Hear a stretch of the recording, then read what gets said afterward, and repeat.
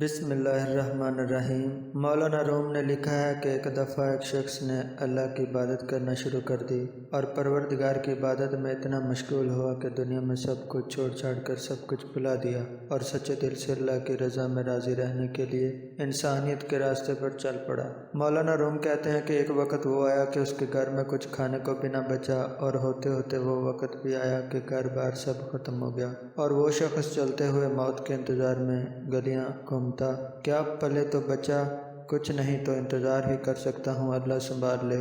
ایک دن بیٹھا ہوا تھا کہ دیکھا اس کے قریب سے ایک لمبی قطار میں گھوڑے گزرے۔ ان گھوڑوں کی سیٹ سونے اور چاندی سے بنی ہوئی تھی اور ان کی پیٹیوں پر سونے کے کپڑے پہنے ہوئے تھے۔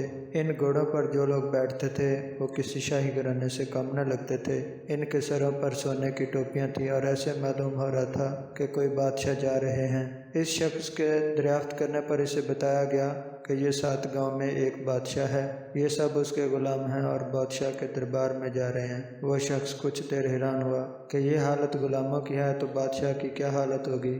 اس نے آسمان کی طرف منہ اٹھا کر کہا، میرے بادشاہ، میرے مالک، میرے اللہ، شکوہ تو تجھ سے نہیں کرتا، لیکن اس بادشاہ سے ہی غلاموں کا خیال رکھنا سیکھ لے۔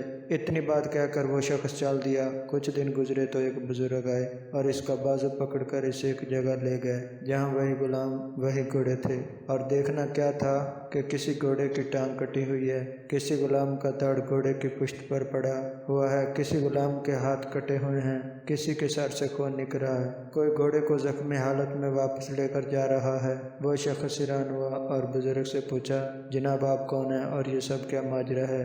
اس وقت اس بزرگ نے کہا کہ یہ وہی غلام ہیں جو اس دن سونے میں لپٹے ہوئے تھے اور آج یہ ایک جنگ سے واپس آ رہے ہیں، اس لیے ان کی یہ حالت ہے۔ مجھے خواب میں بس اتنا کہا گیا ہے کہ اسے کہنا بادشاہوں کے لیے قربانیاں دینا بھی ان غلاموں سے سیکھ لے۔